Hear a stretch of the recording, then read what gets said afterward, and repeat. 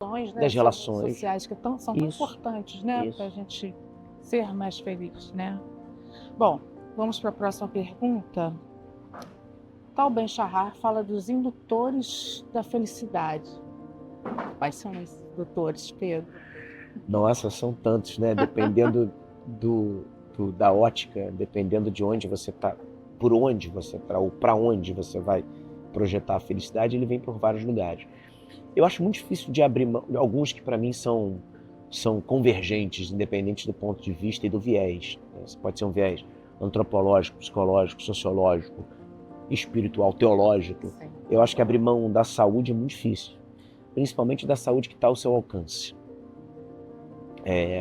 Determinadas patologias não são escolhas, né? Mas grande parte dos males da humanidade tem a ver com os nossos hábitos. Exato.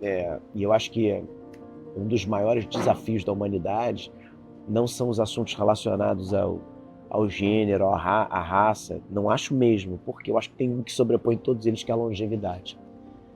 Seremos longevos e para quê? O para quê não tem um viés pessimista, não, nem cético, do tipo, para que viver mais? Isso não. Mas é uma pergunta de fato. É Para verdade. quê? Né? Por quê? O que a gente está buscando com a longevidade?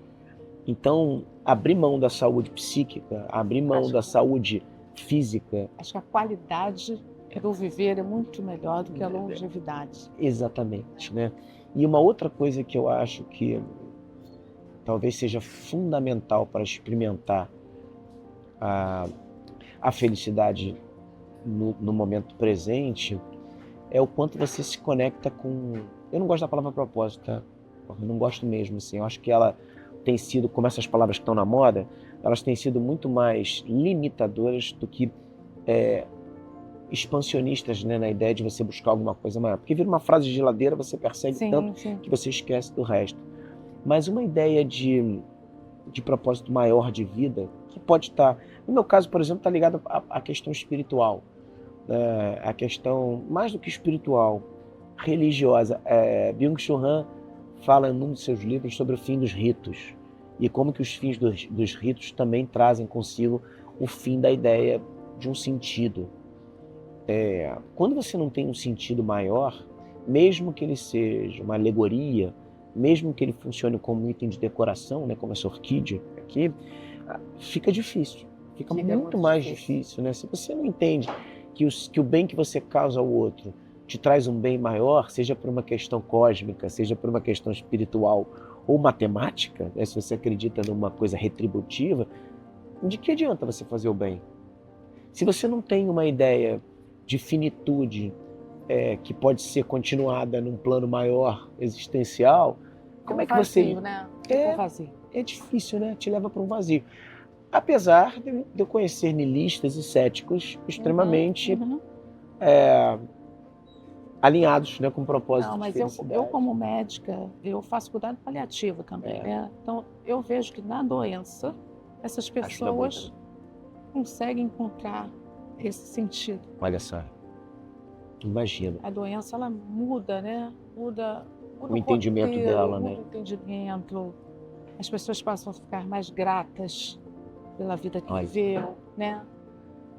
Então, falar nisso, a gratidão, né, é um ato, sem dúvida, que está envolvido, tem um poder enorme, né? Tem um poder muito grande. Tem uma coisa que você falou dos cuidados paliativos, eu posso inclusive te devolver essa pergunta aqui. O que tem me chamado, o Valor Presente, que inclusive o livro está à frente aqui, ele é um livro pandêmico. Imagina, foi lançado na pandemia, mas ele não ia ser lançado na pandemia. Ele começou, o primeiro insight desse livro foi o aeroporto e a pressa patológica das pessoas, né? Como é que elas têm pressa para entrar no avião e essas mesmas pessoas têm pressa para sair do avião. Ou seja, a pressa, ela não tem justificativo, né? E nesse livro, ele me abriu muito, para fazê-lo, me abriu muito a percepção de que as pessoas que estão mais próximas à finitude e as pessoas que estão mais próximas ou que têm menos tempo de vida, né, são as pessoas que têm menos pressa. Ou seja, a pressa não tem a ver com a vontade de viver. Ou seja, a pressa, na verdade, ela não tem a ver com o prazo de validade que você tem. Essa pressa, ela é um traço patológico, é uma doença pós-moderna que não nos leva a lugar nenhum, pelo contrário, né? Nos afunda nos males da pós-modernidade. Essa angústia, que é uma pressa por futuro, é um excesso de futuro. Aí a pandemia ameaçou, né, totalmente muito, nosso futuro. Ameaçou e a gente viu o quanto, o que vocês médicos já sabem, né, a vida é efêmera. Ela é efêmera. Aí eu trouxe aquele toquezinho da finitude que da certeza da finitude que a gente esquece, né? Que a gente não pensa desse jeito. Então, eu fico sempre com a sensação de que a gente precisa se educar para isso. Por que uma avó, ou uma bisa, um idoso, né, traz para a gente a ideia de uma vida mais plena e mais leve? Poxa, se você pensar racionalmente, ela está muito mais perto do fim, mas ela tem uma relação com você muito mais presente. Acho que a gente leva a vida dessas pessoas que estão na idade mais avançada. É vida. E o sentido, talvez ela já tenha percebido, né, que um monte de coisa não te leva a lugar nenhum, né? Exatamente. São coisas que só o exercício, né? Só a sabedoria de vida. Só a sabedoria. E falando em cuidado paliativo, né, você acha que é possível encontrar a felicidade no luto? Sem dúvida nenhuma. Sem dúvida nenhuma. E tem duas coisas para mim que são muito claras. A primeira é quando você experimenta o luto diante da certeza de que você viveu o que você podia viver com aquela pessoa. Isso é libertador, porque você muda o seu recorte de tempo. Eu vou te dar um exemplo muito difícil, mas eu experimento a paternidade, a coisa que eu mais amo fazer na minha vida é ser pai. E muitas vezes eu tento corroborar a ideia de outros de que dá trabalho. Porque as pessoas falam assim, mas olha, dá muito trabalho. Com toda a transparência possível, eu não consigo enxergar esse trabalho. Eu nunca enxerguei. É um prazer. Eu amo ser pai do Bento e da Maria, mas eu amo, é a coisa que mais me dá prazer. Então hoje, se você me perguntar assim, você abre mão de um compromisso, sei lá, da sua pelada com os amigos, se seu filho pedir para você ficar tábua, tem coisa mais gostosa do que levar minha filha para uma apresentação de ginástica rítmica ou meu filho para um jogo de futebol? Não. O maior prazer da minha vida é estar com os pais e com os amigos dos meus filhos. Então eu sempre fico pensando assim, meu Deus, se a vida me desse o pior de todas as dores que alguém pode experimentar, que é a perda de um filho.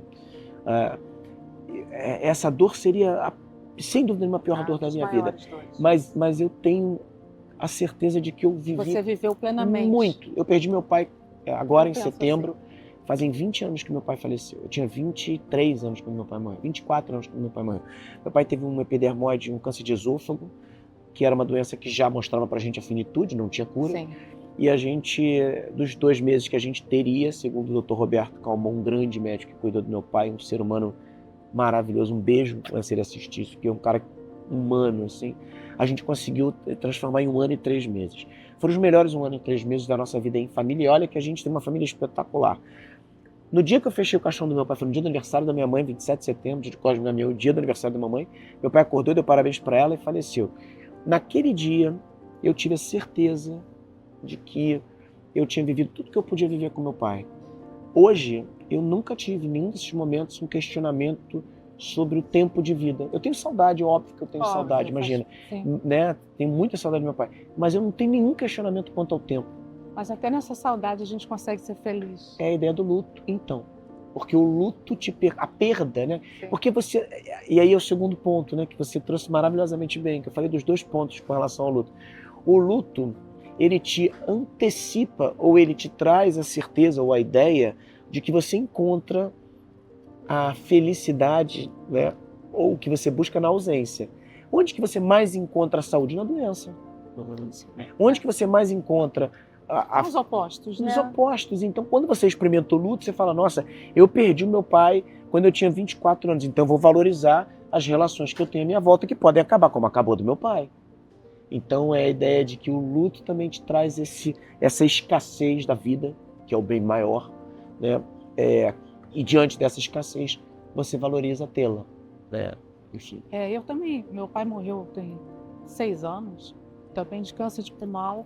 Na época, eu vivi, durou 1 ano e 2 meses, Nesse intervalo, eu escrevi um livro chamado Sopro do Cosmo. Olha. Eu até tá ali para você. Nossa, que mas maravilha. é assim. E tem a ver com a, quer dizer, tem a ver ele com foi os escrito momentos durante conta... a doença dele.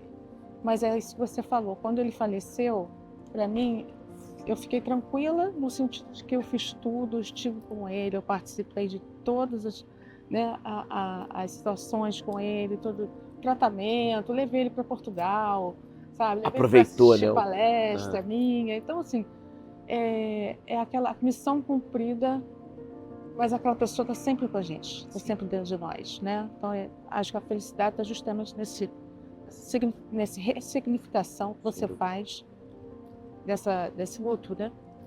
E essa saudade, o Roberto Carlos, eu adoro o Roberto Carlos. Adoro o Roberto, é o rei. Ninguém é rei à toa, né? E na música muito bonita, né? O detalhe que ele fala que é a saudade que eu gosto de ter, né? Só assim sinto você bem perto de mim outra vez.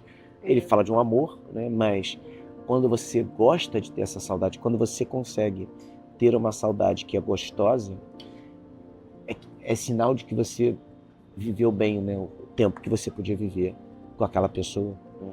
Ou consigo, né? Quando você tem saudade de um tempo que passou sem a nostalgia, né? Ela é uma saudade positiva, né? É sinal de que você está no caminho certo. Pedro, satisfação profissional é igual a felicidade no trabalho? Eu acho que sim. Eu acredito que é temerário, é perigoso a gente desassociar no mundo que a gente ainda vive, nesse sistema político-econômico que a gente se abastece, muito perigoso. Inclusive, quando você fala da questão geracional e da pesquisa do The Guardian sobre as gerações que estão infelizes, é por conta desse medo ou dessa construção diametralmente oposta ao sucesso profissional. Quando, na verdade, Gonzaguinha já diria, né, em Guerreiro Menino, é uma música linda, né? Um homem se humilha, se castra nos seus sonhos, seu sonho é sua vida, a vida é o trabalho, e sem o seu trabalho o homem não tem honra, e sem a sua honra se morre, se mata, não dá para ser feliz, não dá para ser feliz. Eu realmente acho que não dá para ser feliz sem o trabalho. E quando você performa, quando você tem um sucesso profissional atrelado principalmente às suas escolhas, né? Você escolheu ser médica, você escolheu ser endócrino e você consegue ajudar um monte de gente a ter uma vida melhor. Tem prazer maior, conquista, e você ainda recebe por isso.